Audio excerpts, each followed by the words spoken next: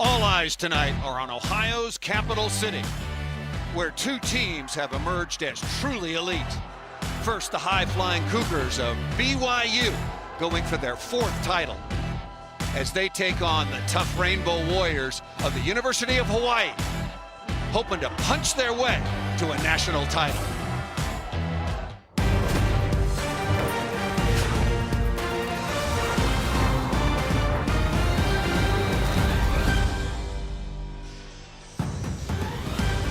And welcome live to The Ohio State University as ESPN proudly presents the NCAA Volleyball Championship.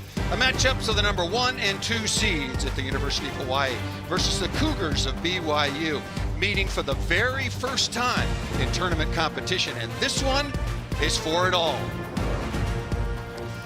Hi, everybody. Thanks so much for joining us. I'm Paul Sunderland, my partner, as always, and dear friend. Good to see you, Kevin Barnett, All-American at Pepperdine University, two-time Olympian. We've been waiting for this matchup. Everybody that's been following men's college volleyball the last couple of years anticipated this. They're obviously very, very close in level of play, but what decides the championship? And maybe more importantly, if an individual does, who are those players? Listen, this is a heavyweight title fight for more than a calendar year. These have been the two best teams. These are the two best teams in the tournament.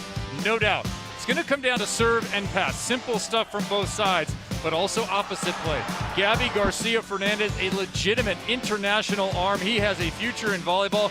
He's learned the little stuff. You see that. Play defense inside, move to the outside, still get the heat on the ball. It's his footwork that has improved, his vision that has improved, and his arm, it was already great. It's only gotten better.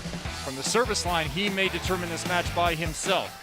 On the other side, Pat Gassman, when they met the last time and it went 5 in Hawaii, it was him with a 19-17 finishing ace. Well, in the semifinals, it was his blocking that was center stage for much of it. He shut down the Gauchos, and also he had a ton of kills. He was efficient in the middle. That tells you the team is passing well. If he goes off the same way he did in the semis, he could be MVP and an NCAA championship to Hawaii. Gassman, as you mentioned, was very big in March of 2020. 10 kills on 16 swings, no errors the other night against UC Santa Barbara. And this is why everybody was looking forward to and anticipating this rematch. BYU and the University of Hawaii, number 1 and 2 seeds, ranked number 1 and 2 virtually all season long. And now we have finally come to the moment where the champion of the NCAA in 2021 will be decided. Will it be BYU or the University of Hawaii? Two teams, one trophy for the championship.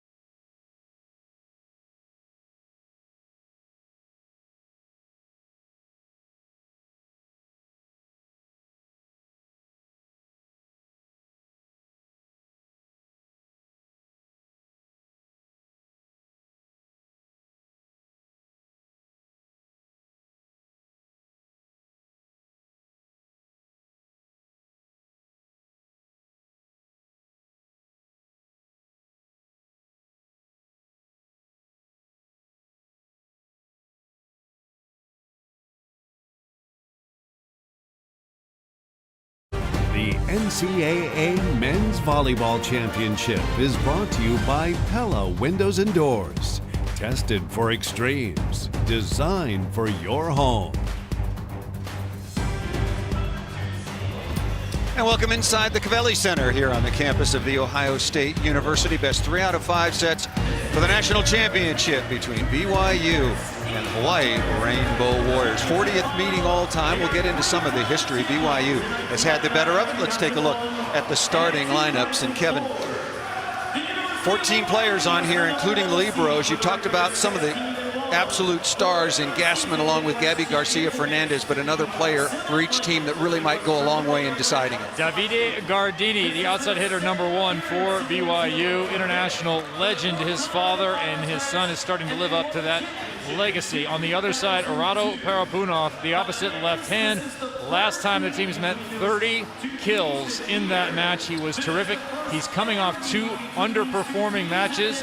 I would look for him to get the ball at least 3 or 4 times in perfect situations to start this match. In the first 10 points, he ought to get some good chances.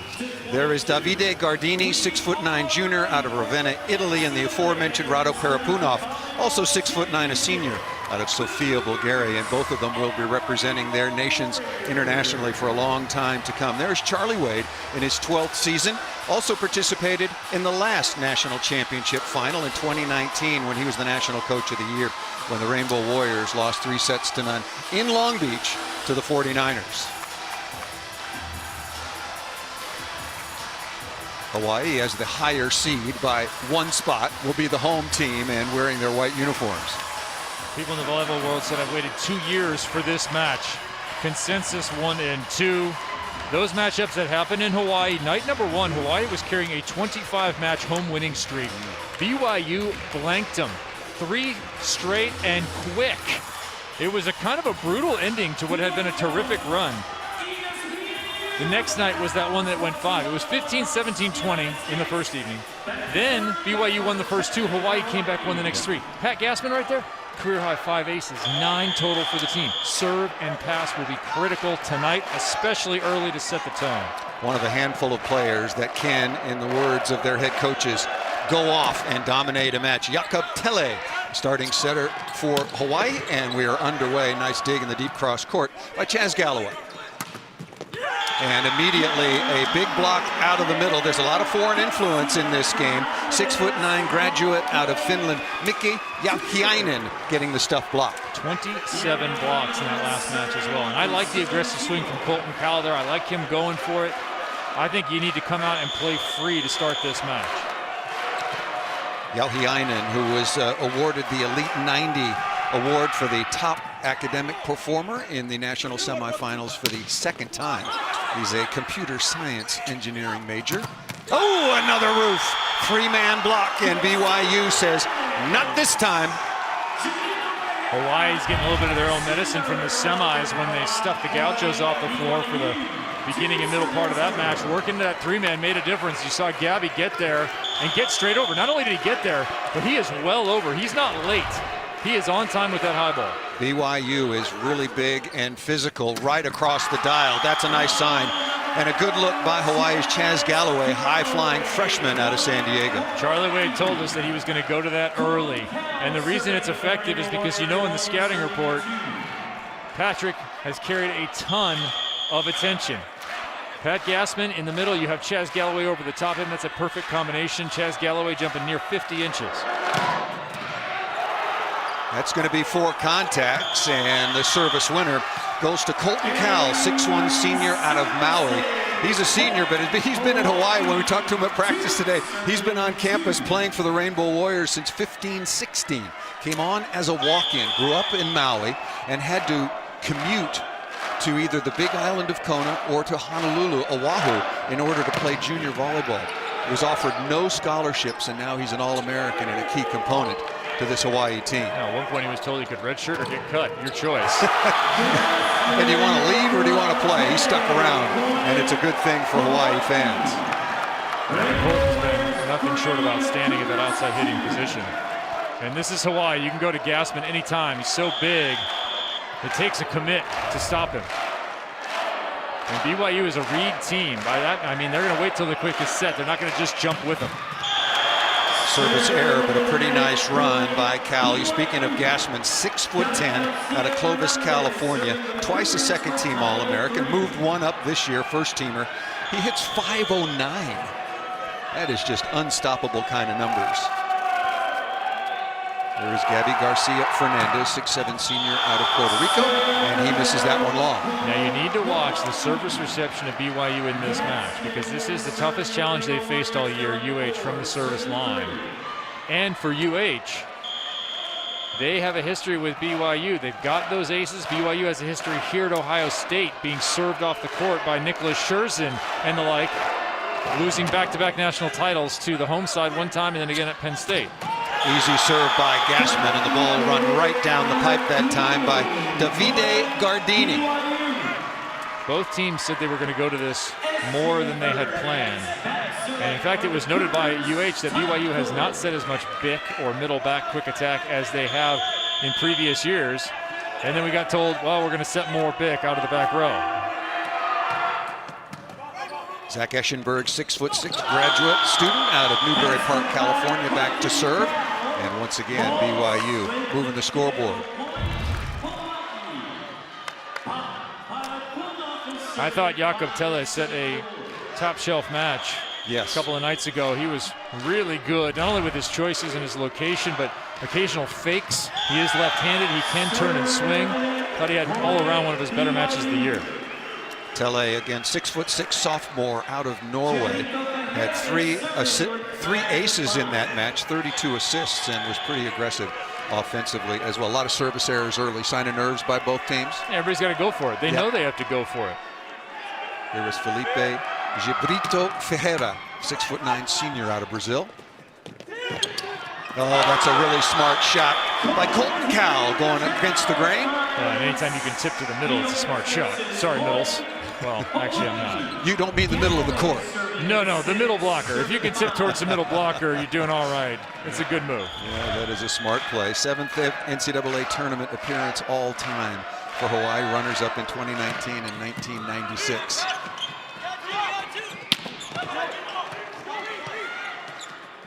A chance to extend their lead. Parapunov risked away into the cross court for the kill.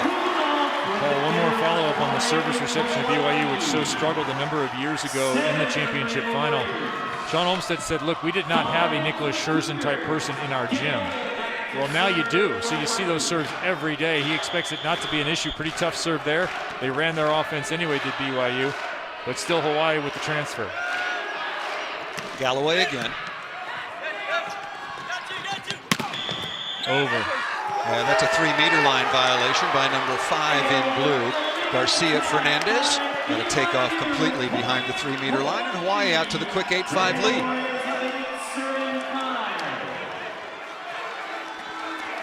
There is Sean Olmstead, now in his 6th year, 4th championship match. Once as the BYU women's head coach in 2014, and as you mentioned, the 2 losses to Ohio State, 16-17, and now in 2021.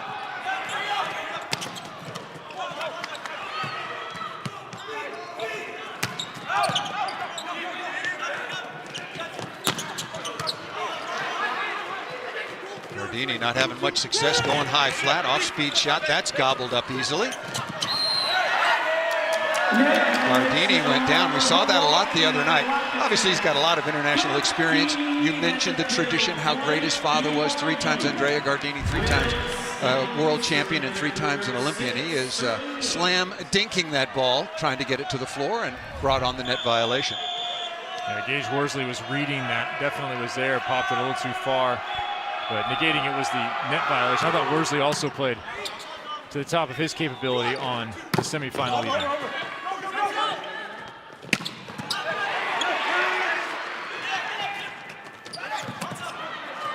Both teams really moving the ball around a lot. That's a nice stuff. And Colton Cowell. Nice pose. And Colton Cowell told us earlier today, he said, look, if I don't play volleyball, past the University of Hawaii, I'm going to take up powerlifting. Yeah, there's no one stronger on the floor than Colton Cowell. He said he played over 200 pounds, like 198 to 200. A couple years ago said it was too much. He's down to about 183 for volleyball. On a 6'1" frame, kid's a moose. This is a really good start for Hawaii. Off the inside hand of the block, number 5, Garcia Fernandez with another kill. I thought both setters played well in the semifinal. Yeah. Will Stanley delivering that ball for BYU, number 3 in blue, and he did a nice job. He actually used to be teammates with Colton Cowell on the other side, both growing up in Hawaii, played on the same club team. Hawaii's doing a nice job defensively against the hitters for BYU. I'll give you those numbers in just a second. Parapunov with his second kill, number 19 in white. And that's a good sign for Hawaii that Parapunov is getting some scoring early. I said you wanted to see him in a perfect opportunity. This is not quite perfect, but almost. In today's volleyball, even if you pass on the 10-foot line, you can generally run quick. I like anything 10 foot and in as an in-system ball for UH and getting Parapunov off early. And Tele misses that ball just out of bounds. Mentioned, Kevin, that Hawaii was doing a nice job against BYU. BYU on the season hits 348. So far, 3 of 9, only 1 error, 222. And Hawaii right on schedule at 357.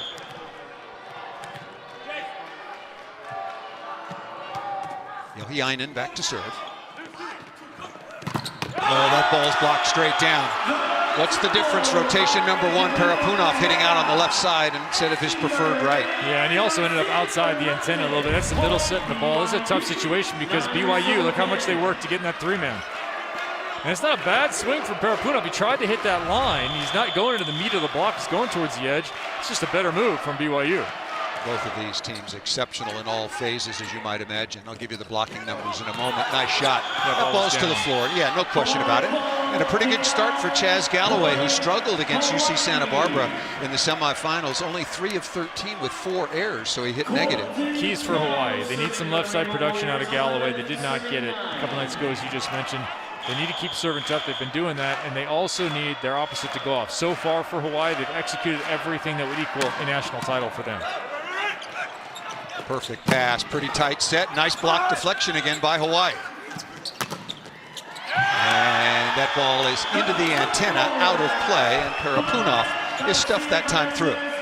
Sometimes you look at championship matchups before they start, and you think, okay, we have 60% chance of this being great, 40% chance of a blowout, or maybe it's even the reverse of that.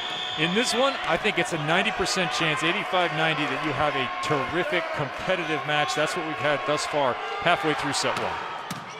Oh, what a pass. Heavyweight fight, 2 very evenly matched teams, duking it out from the service line.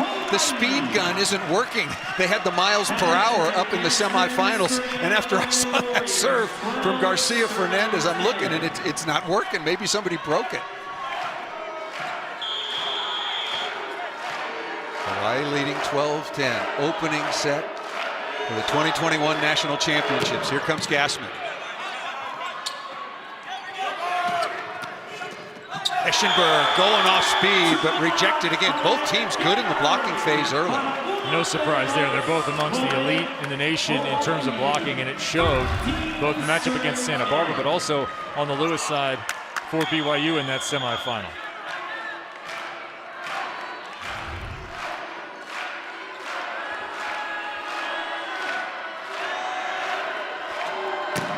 And that ball will drift just over the end line. Give you the early serving numbers.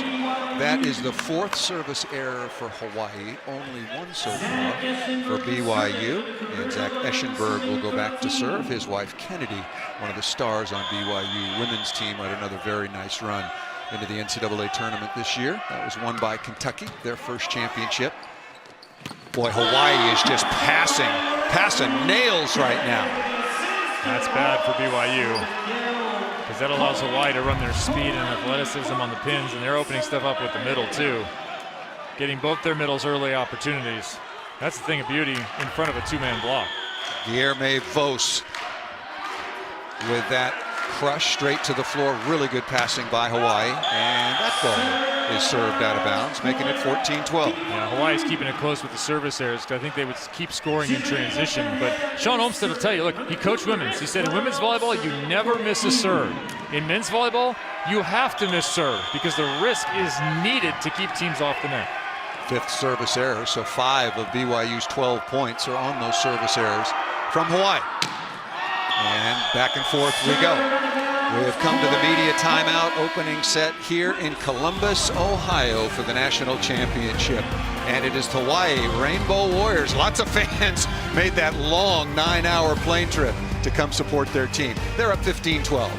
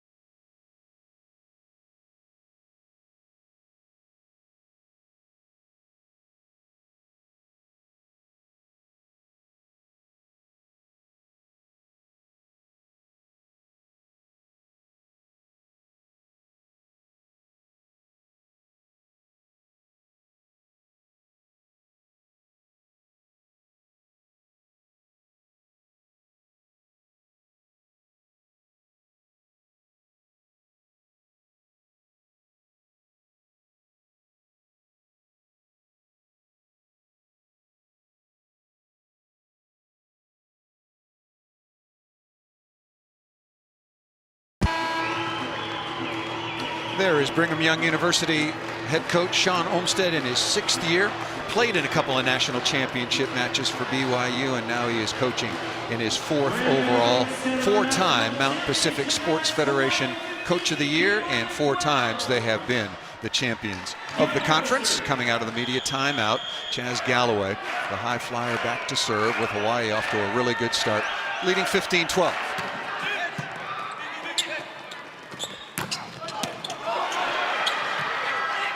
Wonderful dig by Galloway, given an opportunity, looking high flat. Off speed again. Hawaii is there. Did Worsley get that ball? No. Even in front of Gage Worsley, one of the top liberos in the country year in, year out, wearing number 6 in the dark jersey. So give the kill to number 5, Garcia Fernandez. And the reason that's going to work is because Gabby will hit the ball and it will go 10 feet off the end line. So you as a defender have to be back for that touch off the block. You're probably not going to have too many clean dig opportunities against him, but he gives him a lot of floor to work with short. Will Stanley, star setter for BYU. And speaking of volleyball families, he comes from one. His father, John Stanley, also went to BYU and is in the International Volleyball Hall of Fame and a 2-time Olympian all the way back in '68 and '72. And he's got a couple of brothers that are pretty good as well. His stepbrother, Clay Stanley, was the MVP of the 2008 Olympics when the United States won gold over Brazil. Steve is medium. No, Clay Stanley was the most fearsome server on the planet for a number of years. Good block touch again. Right back at you. What a dig by Eschenberg.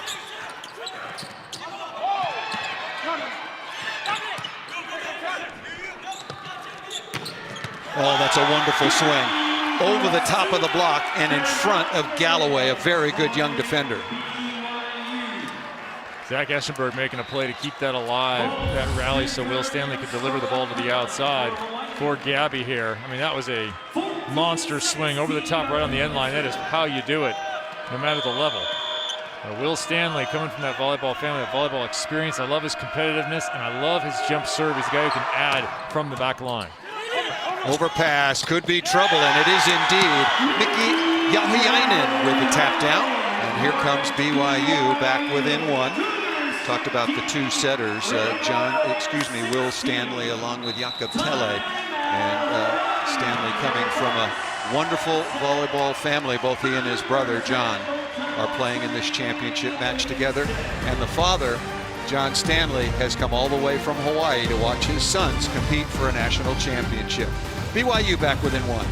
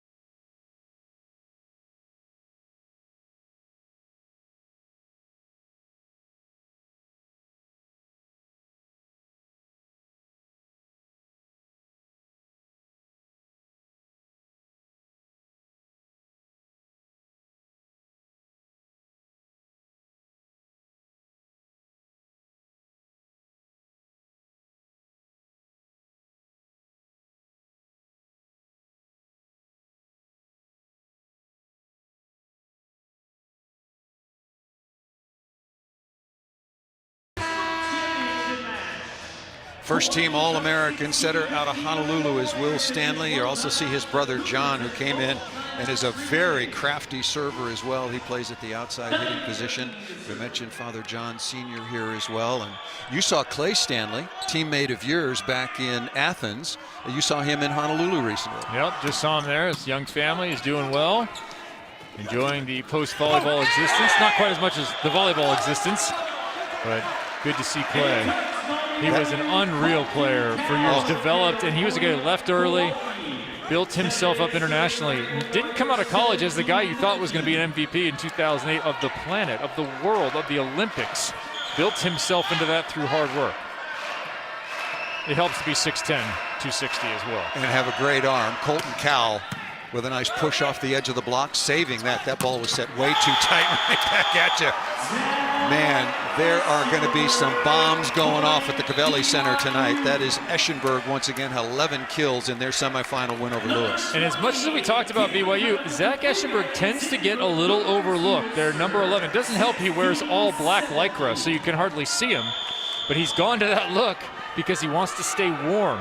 Eschenberg, I think this is where BYU has the advantage. I think Eschenberg probably gets more kills than the outsides on the other side as that triple ace goes down. And we're tied. The slightest margin between these two teams, ranked number 1 and number 2. A fortuitous serve off the top of the tape. Telan Jonathan Tufuga into serve. Didn't see him in the semifinals. Nice pass by Worsley. Wow, that is a really good sign. Colton Cowell getting a lot of sets. Is he getting too many? He's already got 11, but he's been productive. Yeah, you wouldn't say too many if he was putting every ball away. I like that angle from Colton. That's a nice turn. And I think the BYU block well overran the ball. 4th kill on 11 swings. Hawaii hitting 360. BYU moving up now at 278. Hawaii getting a lot of block touches, but that ball put away out of the middle by number 16, Felipe Gibrito Ferreira out of Brazil. Do the middle blockers for BYU need to be more involved in the offense? They hit for a tremendous percentage, don't get that many opportunities. Well, you're going to have to pass the ball to make that happen. I like a middle that's involved. I think we talked about that 08 team from the United States. The genius of that was that they were able to stay in system so much. They were able to make Ryan Millar and David Lee weapons throughout that tournament, a complete tournament. They played with 2 smaller outside hitters in Riley Salmon and Reed Pretty. Not the biggest guys, but when you're in system all the time, those guys are hitting fastballs, your middles are killing. That's how you win matches. That's how you win medals. Reed Pretty was a mighty mite at 6'6" and a high flyer. Timeout called. The BYU fans wanted a double contact on that gaff set by Parapunov, letting him play, and that ball was hit out of bounds. Let's take a look at the bracket, how these teams got here. Hawaii, hard-fought match over UC Santa Barbara, which won the Big West postseason tournament. That was in Hawaii, and mention that because Hawaii is 16-1 on the year. Abbreviated schedule because of COVID, but their only loss was in that tournament at home to UCSD, where BYU, the number 2 seed, is taking out a very good team, the Flyers from Lewis University. 3-1 to set up this championship. I can't believe he gave Reed Pretty 6'6", 6'4" on his best day. He swore to me he was 6'6". No, he's full of it if he did. All right. It's good to have fans in the stadium. It is. Players have spent the entire season without fans. Of course, what an advantage that would have been for Hawaii, who was hosting that Big West tournament. They would have sold that thing out at $10,300 at the Stan Sheriff Center. So a lot of the fans traveling here to support the team if they have any tie at all to the group. 65th meeting all time. Told you that these two outstanding programs, 2 of the tops in college volleyball, certainly over the last quarter century. Last meeting was that historic matchup, back-to-back, March 5th and 6th in Honolulu. Hawaii coming back and taking the second contest, 1917, in the 5th. Yeah, they won 3 straight to win that one. Yeah, Parapunov, that's a nice comeback after dealing with a couple of pretty inaccurate sets. And I agree with you that Jakob Tele was right on target against UCSB in the semifinal the other day. Maybe off to a little bit of a ragged start right now. UH just needs to serve in a little bit more. I like the pressure, but you're going to have to balance. Hakas on to serve now for Hawaii. And off the pipe, that ball missed out of bounds. And Sean Olmstead talked to us about that particular play where Gardini struggles a little bit. Said he was running to the ball. You need to go slow to fast to attack the ball effectively, but the ball is set so fast, players will run at it many times, and you end up with that flat swing rather than slow to fast, elevate, and snap over the top. Gardini just 2 kills so far on 7 attempts, and they're working him in the service phase. Free ball coming to Hawaii. Vos out of the middle, nice crossbody by the Brazilian middle blocker wearing number 21. Those are the points you have to convert. You're going to win a national title. When you get handed a free ball, that should be red meat to you. Pull it off the bone. Very rare red meat. Just go right with it. Timeout is called by BYU. Hawaii on top 21-19. The NCAA Spring Championship season is upon us. Watch NCAA live streams from men's and women's Division I and 2 college sports championships. For more information, go to ncaa.com, your official online home for all 90 NCAA championships. Opening set, best 3 out of 5 here in Columbus for the 2021 national champion. The last national championship, actually it was back-to-back, won by Long Beach State University in 2018 and 19. There was no tournament in 2020 because of COVID when the season was called off. And the last match these 2 teams played was the last match of the 2020 men's volleyball season, and here they are playing for the championship, and nobody's surprised. Yeah, I think right now if you're UH, you know that those early service errors, 5 of them in total, but most of them coming early to about the 10-point mark in this set, you could be up even 2 more. So they served in with a little bit of heat. They're winning the rallies. They're getting touches. They're lethally efficient in transition. This is a perfect start for UH. Leading 21-19, hitting .357. Parapunov off to a good start, as is Colton Cowell. And Guilherme Voss going to him even more. He's 3 of 4.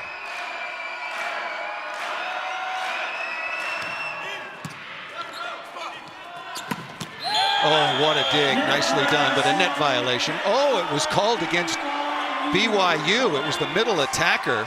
It was Gibrito Ferreira that got a piece of the net, so that's a break for Hawaii. Yeah, bad timing for BYU on that one, now 22-19.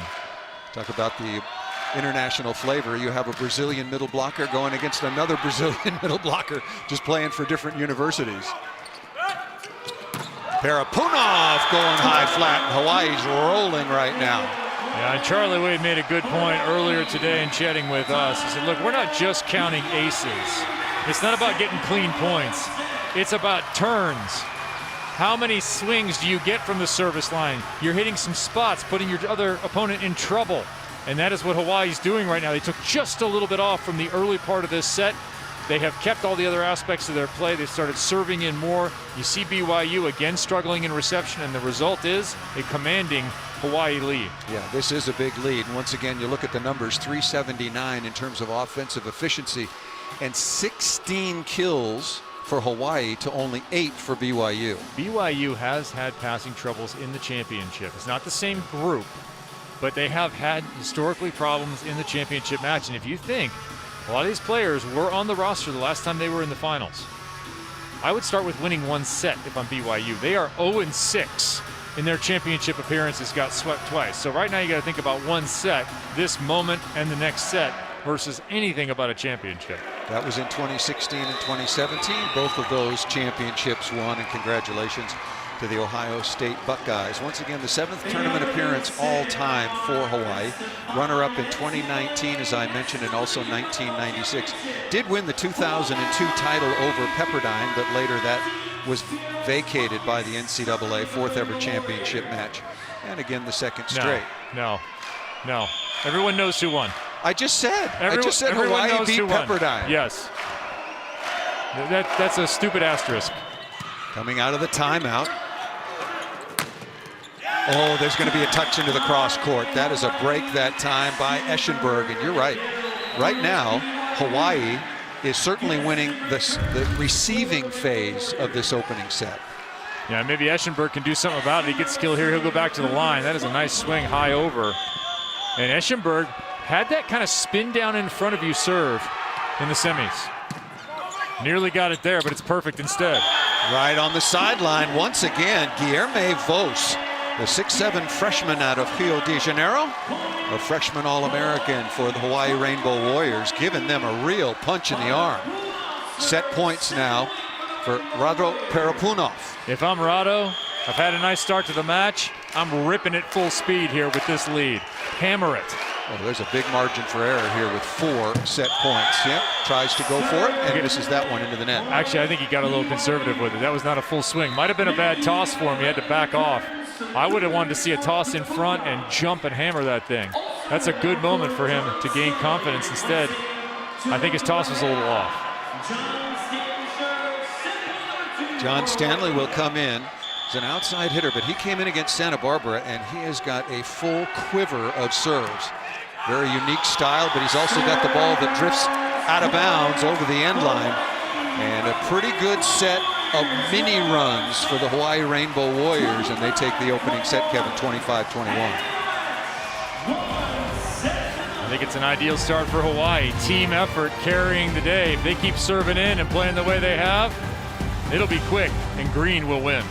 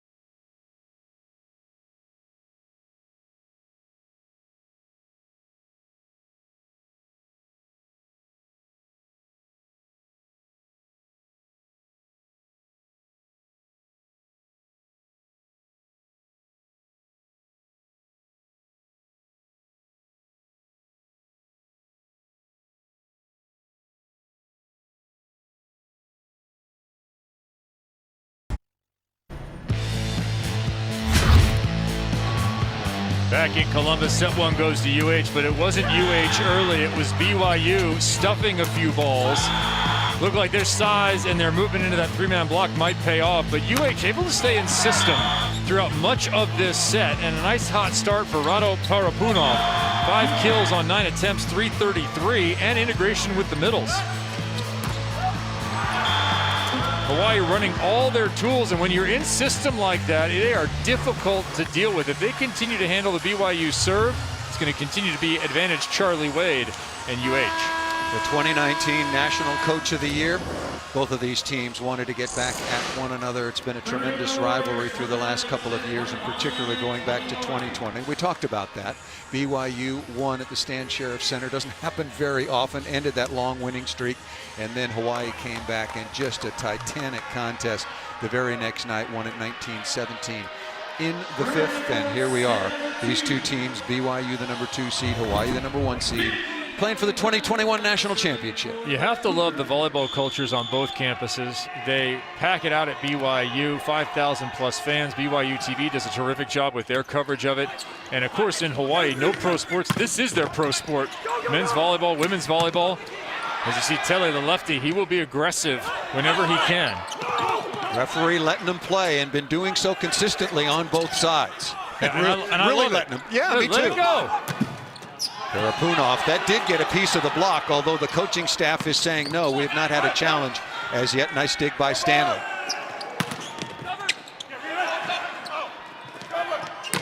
Eschenberg looking to go high hands, didn't get over the top of that, and missed it into the cross-court corner. Yeah, in Hawaii, without pro sports, I was out there watching the Big West tournament, enjoying my time on the islands there in Lanikai, and they're running commercials for the high school games, the high school championships on regular sports television. It is outstanding. It is fantastic. Bravo, Hawaii, and your fandom of this game. Tele with the service winner goes down as an ace. Jakob Tele, that's his 16th ace so far. He's very efficient. 16 aces, 15 errors. That's a tremendous number for the sophomore. And so far, Hawaii has been quite efficient at applying pressure to their opponents. That's what happened with UC Santa Barbara. That's what's happening right now with BYU. BYU's got to find a way to try and regather some momentum. Good stab by Worthington. Oh, what an angle. Good comeback that time by Eschenberg. That was just inside the 3-meter line. And how about the delivery from Stanley? He's all the way in the right front. A lot of players just lay it up. You have that big opposite arm right there. Garcia Fernandez was in the front row. Instead, he fires this thing, takes a step back, and Eschenberg hits a beauty of an angle. That was inside of Gassman. Here comes Garcia Fernandez. The serve has been handled very well so far by Hawaii.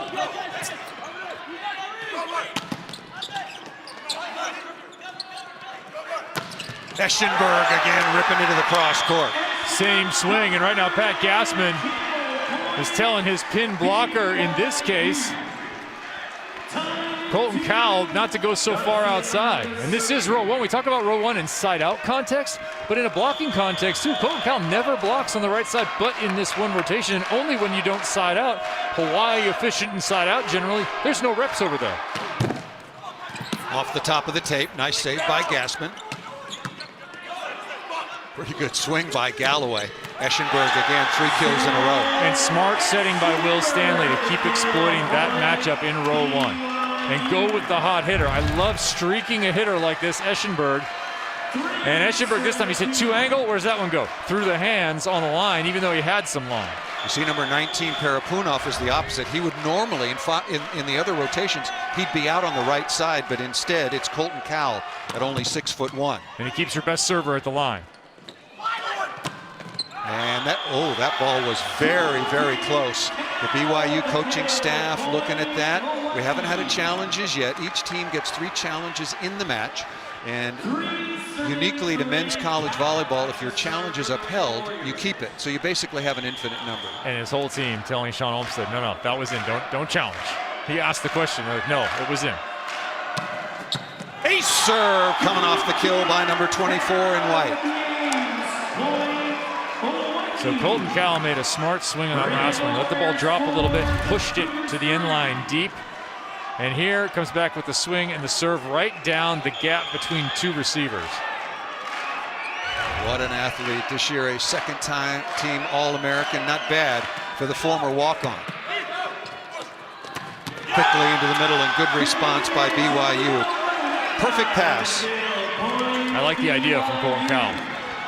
Smart volleyball to try and cut it. He's just not able to cut it short enough. The other thing you can do is you can cut it across your body. That shortens it a bit too. You can spin it into that 1-2 spot right about the 10-foot line. Here is Eschenberg, who's been really good offensively. We'll give you his numbers in a moment as he misses that serve. 5 of 8 so far for Eschenberg. Gabby Garcia Fernandez, 3 of 10. And I would say only 3 of 10. That's pretty quiet so far. He was the 2020 National Player of the Year. Rado Parapunov, congratulations to him. The senior out of Bulgaria. He was this year's AVCA National Player of the Year. Gassman, who's been pretty quiet so far.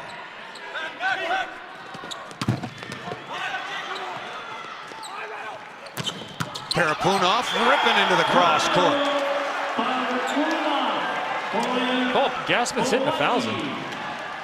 He is. He's 1 for 1. Yeah, and when I played Little League, I was 1 for 1, and then they told me to go sit down. But it's surprising, as well as Hawaii's been passing, that he's only had 1 opportunity.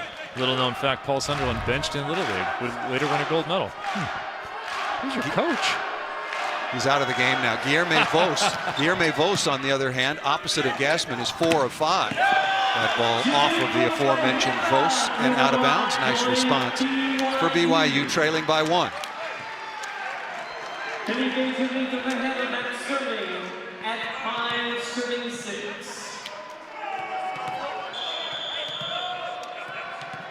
Chaz Galloway's 3 of 4. That is a nice bounce back match for him. And that is missed out of bounds. That's a great point, Kevin, because I think that was really a concern, because UC Santa Barbara is not the most physical team in the country by any measure, and he really struggled. I mentioned that 3 out of 13 with 4 errors, but off to a nice start. Well, Santa Barbara did a nice job of serving him and has done a nice job of putting a lot of pressure on the now second-year freshman, COVID-era freshman. Yep. Garcia Fernandez just too strong for the block. That was a well-formed block, and he was just too good. Well, you can see it's just another level when he hits the ball. There are plenty of players out here with a lot of heat. No one has the heat that Gabby has. It's his arm mechanics, it's his strength, and that time giving direction to the ball. Not just going seam. This goes off the inner side hand, the right hand of the middle blocker. Stanley, good serve down the line, but handled by Galloway.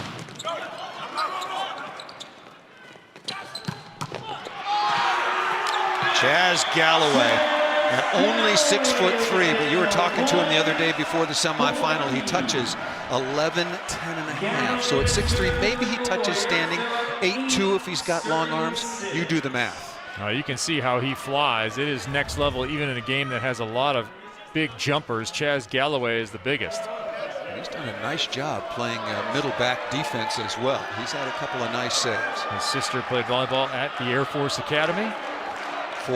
My younger brother, Keith Barnett. Chaz Galloway, 4 for 5. Guilherme Vos, 4 for 5. That is really good news and efficiency for Hawaii. Gassman has been quiet so far. Parapunov doing his thing. Gardini is roofed. Vos again.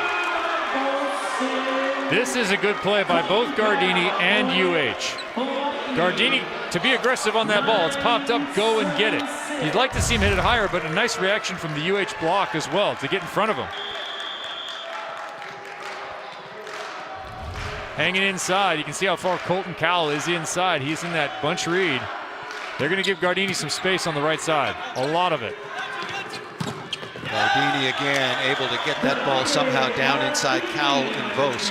Right now, Hawaii is really strong in both serve and receive. Much better than BYU. Vos was too far off the net. He made that big move, and then he didn't seal the net. That thing just went right down the front of him.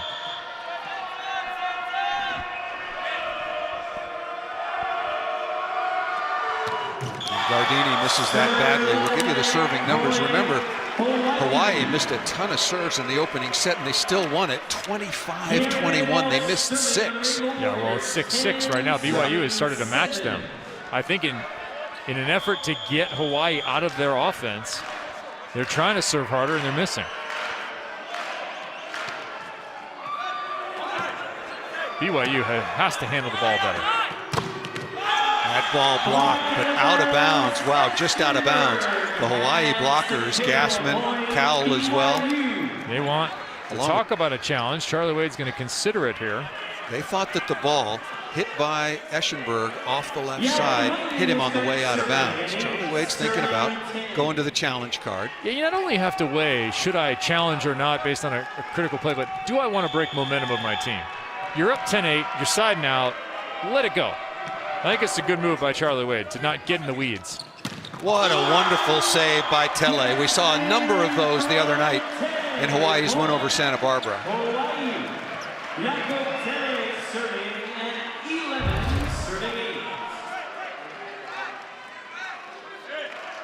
That is just a wonderful delivery, high above the top of the tape going to Gassman. Yeah, you as a hitter come up there and it's perfect like that. It is scrumptious. Good block again. Remember how tough Hawaii was, and now they've got Parapunov out on the right side with Gassman. I would call a timeout. I was going to just ask you if BYU needs a timeout. Each team does get 2, and there it is. Timeout called by head coach Sean Olmstead. Hawaii up 1-0, and now Hawaii with all the momentum on top 12-8 here in the second. Can BYU turn this around? Hawaii is white hot right now.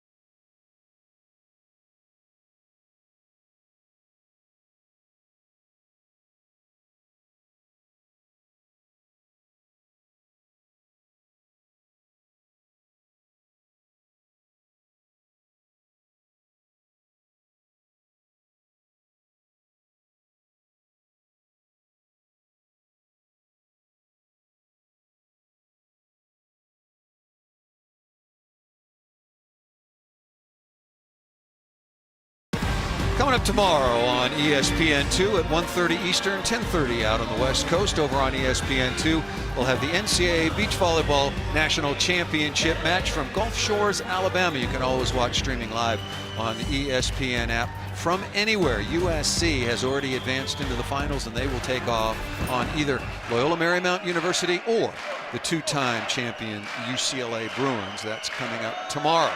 Back with Kevin Barnett, I'm Paul Sunderland, and Jakob Telle once again continues the hot play. And I asked you during the timeout if you were surprised by how much BYU is struggling in the receiving phase.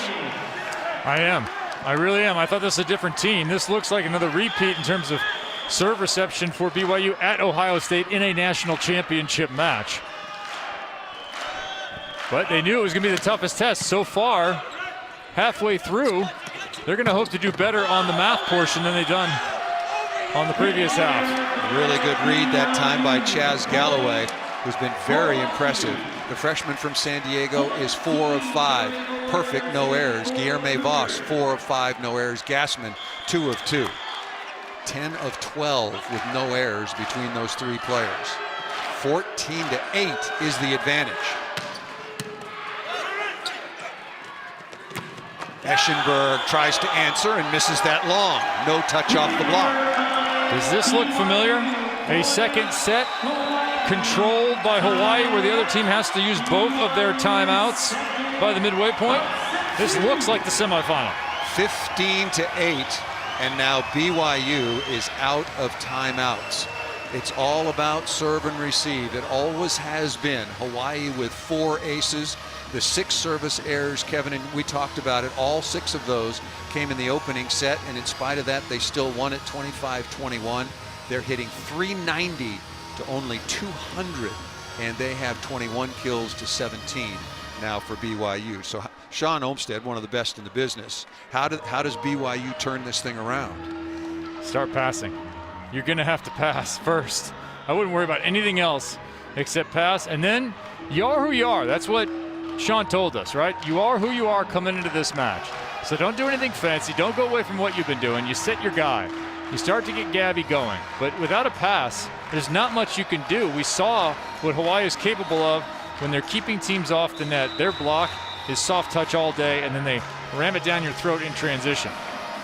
There is Charlie Wade in his 12th year in the 2019 finals, and now in 2021 again, Milan Zarkovic, originally from Serbia. His son played for the Rainbow Warriors and now an outstanding coach, the AVCA National Assistant Coach of the Year, and one of the nicest, friendliest, most gregarious, fun-loving, volleyball-loving people you're ever going to meet. He's done a wonderful job training this Hawaii team. Coming out of the timeout, Jakob Telle, 15-8 advantage. Was looking at Gabby Garcia Fernandez. It seems like he's got to start hitting BYU out of some of these tough situations. Now, these are tough situations indeed. Another bad one. Got the ball on Tele. Everything going Hawaii's way, and they're earning all of it. Gage Worsley, for the third time, the Libero of the Year in college volleyball, dishes up a perfect set to Parapunov. I was trying to think of a top shelf left-handed hitter in the MPSF. You didn't really see one this year. The Big West has several left-handed attackers, the best of whom was Rado Parapunov. That block overran that set. Eschenberg slicing off a tight angle, but nicely dug once again by Cal. Combination play, and finally on the quick back row combination, able to get out of that rotation as Garcia Fernandez goes back to serve 40 aces on the year. He could use a couple right now. Yeah, in the women's game, that play was already called. They wouldn't like that second contact. It's called too tightly on the women's side. I agree with that. You need to bend more towards the men's. Just be consistent. Establish a baseline and then just go from there. Just get rid of the double. Goodbye. We don't need you anymore. Yeah, no lifts. Just because it comes out a little funky looking doesn't mean you gained an advantage at all. Just let him play on. No. If Tom Brady throws a ball, it's not a spiral. The referee doesn't blow the whistle. Sorry, that pass not good enough. Sorry. Stop play, please. And that ball missed out of bounds. So Garcia Fernandez, once again last year's AVCA National Player of the Year. BYU just cannot string together anything positive right now, and give all credit to Hawaii. They're playing better in every phase of the game.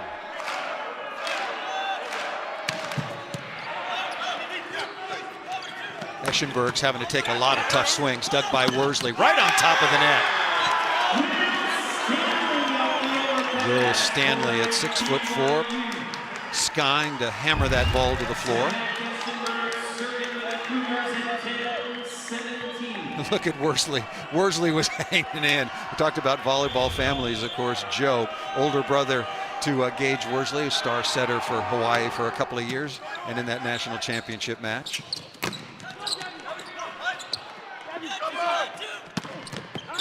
That's what BYU needs. That's their style, dishing the ball to Garcia Fernandez.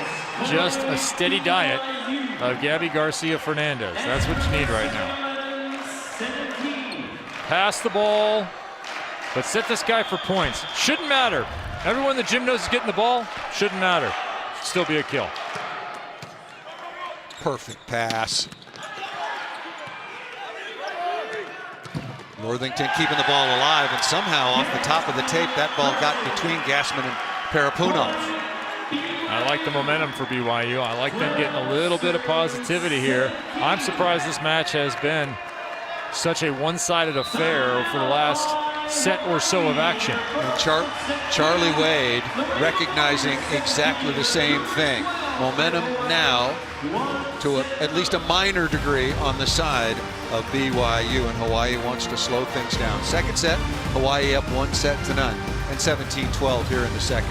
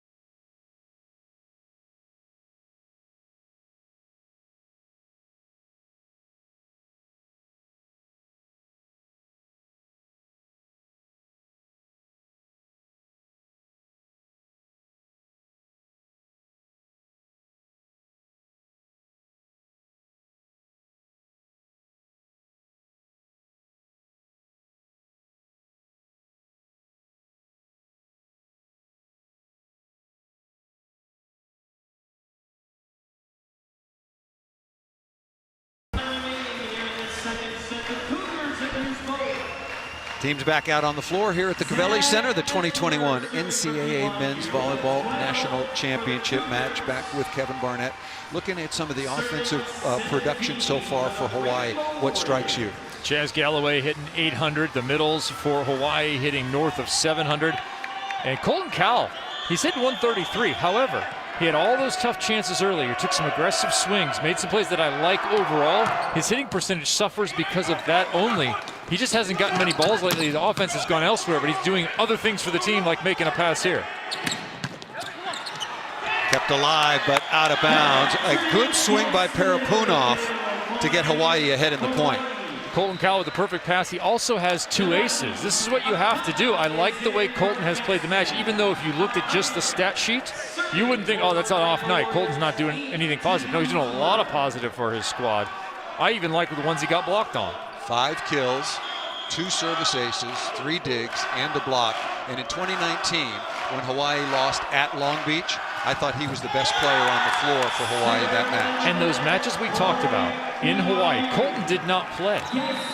He was injured at the time he was out. Yeah, an incredibly strong kid. I said, what are you going to do if you weren't playing volleyball, because he wants to go and play professionally overseas after his career here, what would you be doing? He goes, beach volleyball? That was his next choice. He'd be an outstanding beach volleyball player. Obviously, he's done it, his fair share of it, but I think he'd be one of those defenders, be tough to stop inside out and transition. Remember, a former walk-on been playing volleyball for Hawaii after a redshirt year. Nice play by Garcia Fernandez, but speaking and finishing the thought on Colton Cowell from Maui. He's been on campus since 2015-16. He'd like to finish it with a championship. BYU's back in this set. They're only down 4. John Stanley to serve. Perfect pass right on target, and Vos dug this time.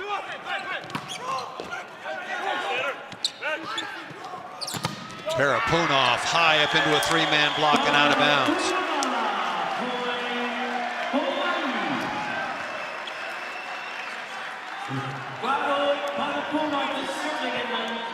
Rado should go for it here. Get himself in rhythm. Throw up a nice high ball in front of himself. Get after it. Don't be conservative. The Hawaii fans and the bullpen for the Rainbow Warriors encouraging him mightily. Very good serve. Outstanding.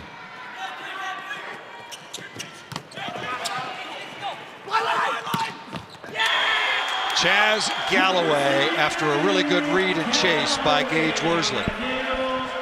5 of 6 from Chaz on the outside.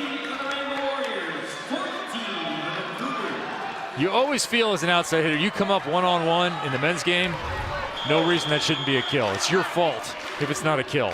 It's any kind of reasonable set. 20-14 is the advantage. Parapunov again, ripping that. Look at that. Eschenberg, it just ate him up. Someone get Rado Parapunov a Rasta banana, please. He just shot the carnival duck dead. 5th service ace for Hawaii and Parapunov. And speaking of this year's National Player of the Year, he'll be leaving on Monday to go to Bulgaria to play for his national team. Eschenberg out of the lineup, being replaced.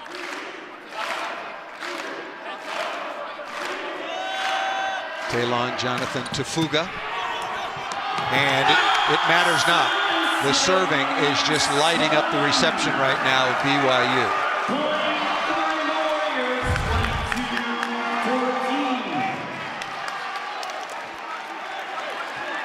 You knew it'd be your toughest test. You need increased communication, and you have to move for this ball. And you have to pop it up 10 feet off.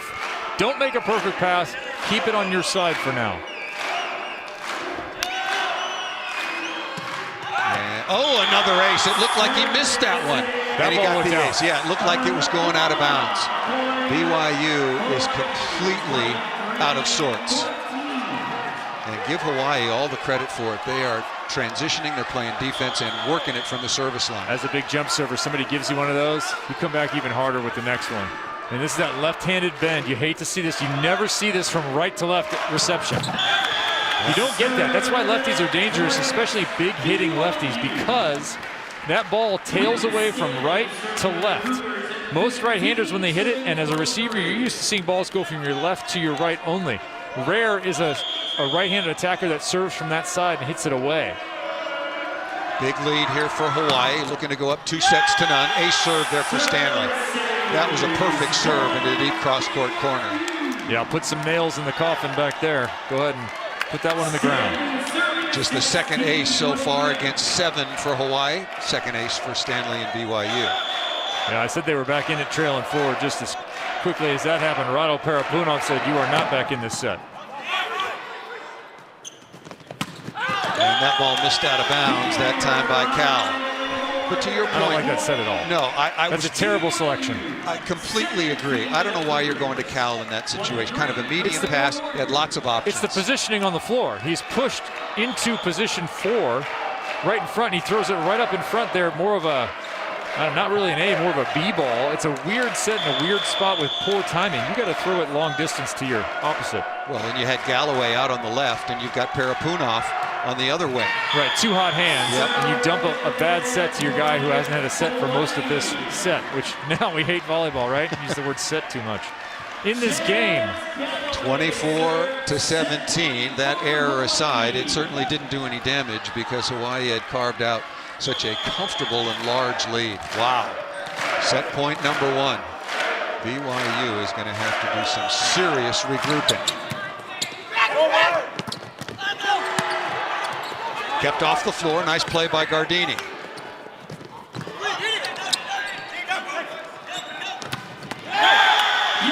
Jauhiainen out of the middle, wearing number 18 in blue for BYU. Set point number 2. Jakob Telle has got to rein it back in a little bit.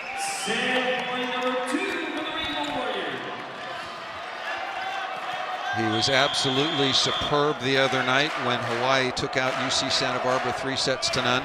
A little bit erratic here in the second set. Good Galloway pass the ball. Off the edge of the block and down, but still several set points for Hawaii to take a 2-0 lead. Set point number 3, the Warriors.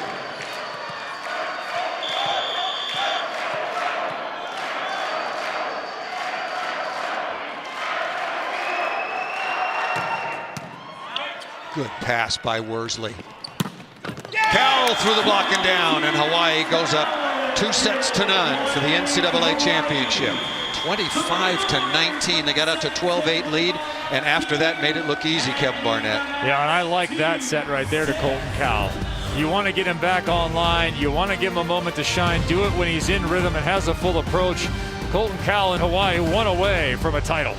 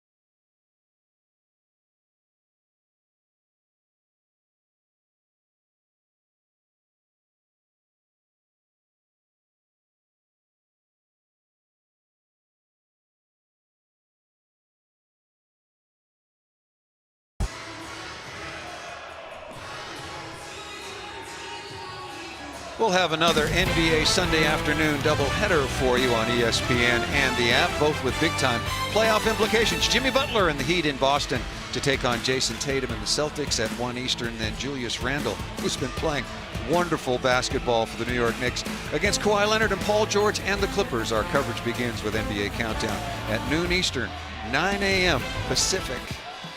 Rado Parapunov headed off back to Bulgaria on Monday, but he has been doing some work on this Saturday night in Columbus. 333, 3 aces, 2 blocks, 8 kills. This is the Rado they needed. This is the Rado they all knew was there, that they were missing against UCSD. They were missing until the last few points of UC Santa Barbara. This is the guy who's National Player of the Year, showing you all the skills and why he has been an integral part in the success of the Rainbow Warriors. Averages just under 4.5 kills per set, number 3 in the country, hit 327.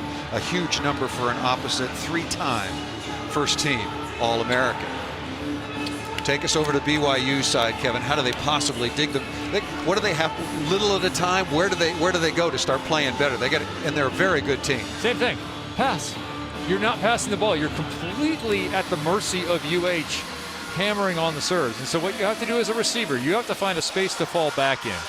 What do? I used to think of it as play the ball, don't let the ball play me. So I would make a definite move toward the ball rather than trying to respond to what the ball is doing or letting it climb up on my platform or my body. Get out of the way or get to it and pop it up on your side. 8-10 foot is fine to start in this set before you start thinking about, are we in a perfect pass position? If you're BYU, get a quality swing each and every time. That was not even a tough serve. No, and that's a mental side of the game. BYU right now is frazzled, absolutely frazzled. 8th ace, that one by Jakob Telle, but going back to the second set, which Hawaii dominated, 5 aces, only 2 errors. They won that second set easily. He needs a cut here. Going back to Worthington, the libero, quality swing, but outside Eschenberg is slowed. That ball thrown down through the block by Patrick Gassman, 6'10" senior out of Clovis, California. So he's 405 and Voss is 4 of 7. Right, he'll take that all day long from your middles. And look at Chaz Galloway, the young freshman outside hitter. A lot of pressure on him to be effective. 5 of 6 so far in this national championship match. But look at the offense. 8 kills, 6 kills, 5 kills, 4-4. That is a spread out offense. That's a setter performance. Nicely done into the cross court. Gabby Garcia Fernandez, and of course BYU could use a lot more of that. Yeah, Rado should have popped that one up. He wants that one back. He lipped a few of those against Santa Barbara in the semis. Had 11 digs in that semifinal match, and that was only in 3 sets. There he is, number 19. Miki Jauhiainen back to serve.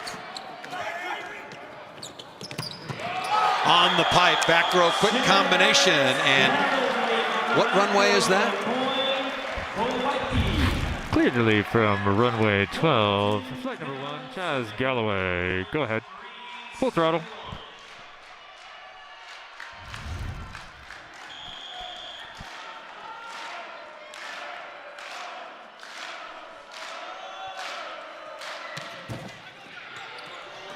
Cowell, that slowed off the top of the tape, and wow, BYU is in complete disarray right now.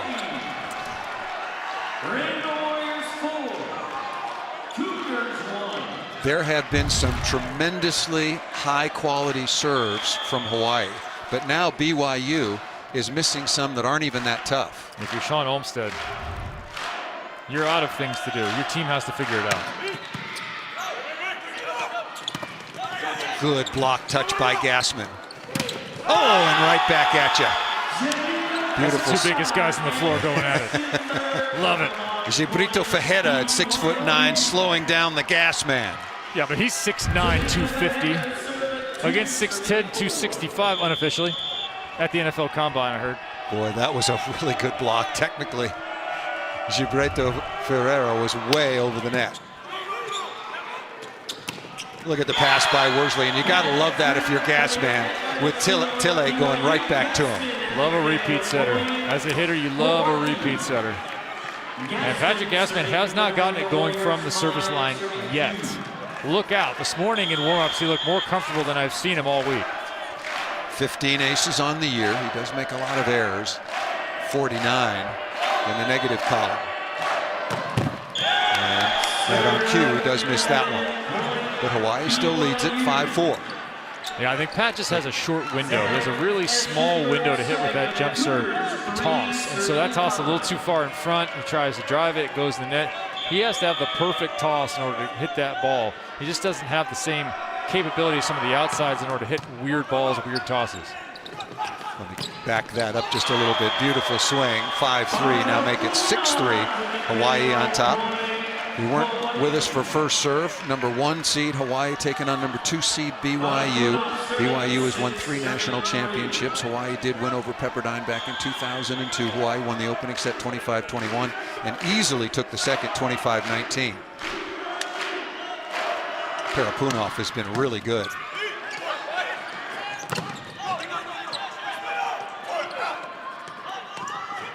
One-on-one on the outside, kept alive, and almost a wonderful sprawling play by Tele, but give the kill to Eschenberg off the left.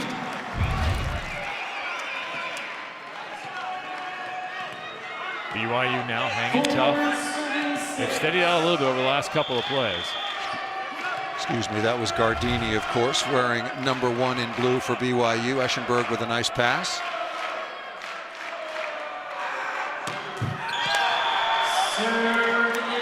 Not a good-looking jump serve there, and kind of a predictable result. That ball not tossed properly. 7-4 is the advantage.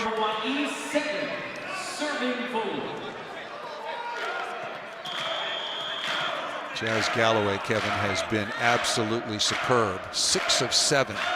Playing defense, serving the ball well. They're doing a good job of hitting Gardini. And blocking Gardini. Free ball. Hammered to the floor by Tele. Said I like the offense Tele is running. Now he's inserted himself into that offense. A little Jeff Stork for you. Wow. Throw it all the way back to just the post-Paul Sunderland era. What a tremendous weapon. Left-handed, smart, athletic, and 6'6" in BYU. Wow, once again, just cannot handle Hawaii, at least for now.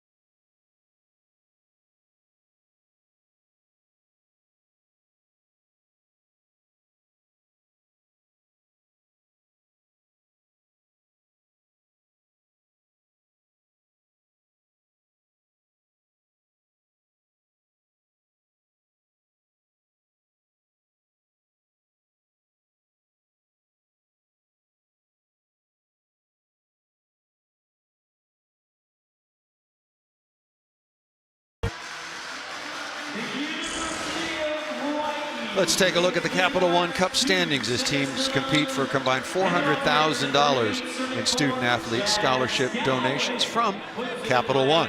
Alabama on top, followed by Stanford, Michigan on the men's side, and Stanford also there as well.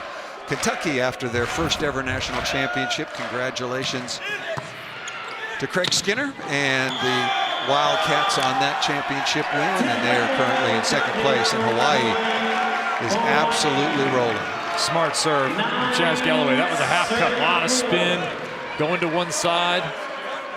Variation, again, exactly what Charlie Wade talked about. It's about turns, not just aces. Hawaii's gotten both. How surprised are you right now at how this match has gone? 9 aces, I'm shocked. Absolutely shocked. Good joust by Cal, he'll get the swing, goes high flat. Nice cut inside the block that time by Garcia Fernandez. You can see BYU doing anything they can to try and get back on track. 3 guys go to get this ball off the top of the block. There are 3 players right there. Everybody trying to make a play to try and get the men in blue back into the groove. Garcia Fernandez doing his part, 9 of 19, hitting .368 now as a team. Feed him. BYU is hitting .305, another wonderful pass. Vos with yet another kill, and he's staying almost perfect. 5 kills now on 8 swings. Has not been stopped, has not missed a ball out of bounds. Okay, we've talked about 6 of 7 for Chaz Galloway. And the overpass last trip to the service line. He's also passing the ball well. Yeah, Chaz playing a complete game in this biggest of moments for a second-year freshman.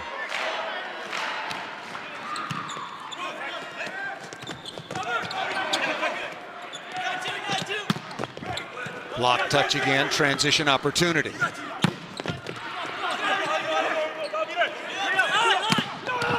Gardini, what a cover by Worthington, but you can't get there if you're BYU.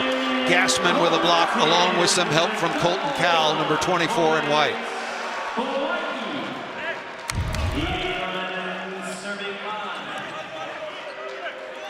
Colton Cowell's the only guy they can get to offensively right now at BYU, so Colton's finding other ways to contribute to this winning effort.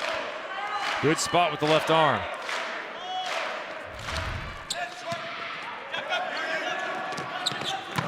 Oh, that is a rip once again by Garcia Fernandez, but just not enough help. Kevin, you played internationally, collegiately, you were an All-American at Pepperdine, played for a long, long time. There are just some matches when you feel like you're stuck in the mud and everything takes double or triple effort. That's what the body language and the energy looks like to me from BYU. And Hawaii's done it to him. Exactly, it's not exactly a case of right. BYU. It's not self-inflicted. No, it is Hawaii absolutely taking it to the Cougars thus far. Even the Cougars, you have talent, but you're going to have to start with the pass, and I would just lean on Gabby for a little bit. Let everybody else relax a little bit. Tell your team, pop it up somewhere in the middle. We're going to feed Gabby for a little while, and until someone can really shut him down, we're going to give him the ball. And that will hopefully let us work our way back. There's plenty of time in this set. You're down 6, it's huge, but it's not insurmountable. Parapunov and Garcia Fernandez, identical numbers, 10 of 20 with 2 errors.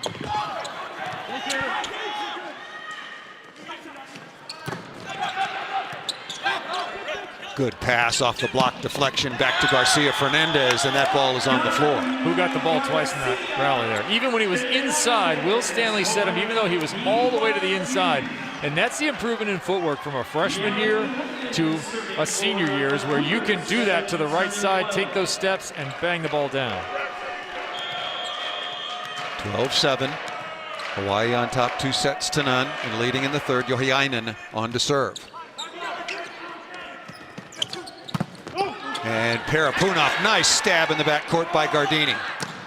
And Eschenberg finds the sideline. That's the best transition play by far we've seen from BYU on the match. Just keep grinding. Just keep grinding. Hopefully a couple other guys can get on track. Gardini can get out of the shank tank, and you can start to run your offense a little bit. They're going to have to come inside on that block. Again, row 1. For UH. Can't keep leaving that much cross court for Eschenberg. On the pipe. Chance again for BYU, going quickly into the middle, dug by Worsley. Dug by Stanley. That was a rip by Galloway.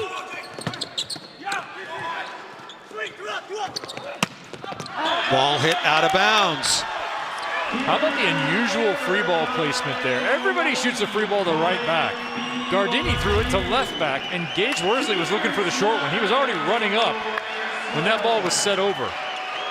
Watch Worsley, middle of the screen. He's going to come charging up, and Gardini almost sets it over his head for a kill, and at least keeps Hawaii off balance enough to generate the error. Easy serve to Worsley. Oh, that ball might have been going out of bounds. Gardini trying to stab that ball and keep it in play, but deflected it away from his teammates. I think John Costi put a couple of quarters in the speed gun. I saw a number fly up there. We might have about 10 minutes of it. I'm not sure what 50 cents is worth now. We'll have to take a little closer look. The speed gun has been working in the semifinals. We haven't had it so far tonight. Here is Cowell, and he comes up dry there. 13-10. Yeah, it is working 67 miles an hour, but straight into the net. Here's the one you want to read. And here's the guy that could serve him right back in. Fully capable of 3 straight. Gabby Garcia Fernandez. I call him a senior because that's how many years he's played. He's actually only listed as a junior now. 40 aces on the year.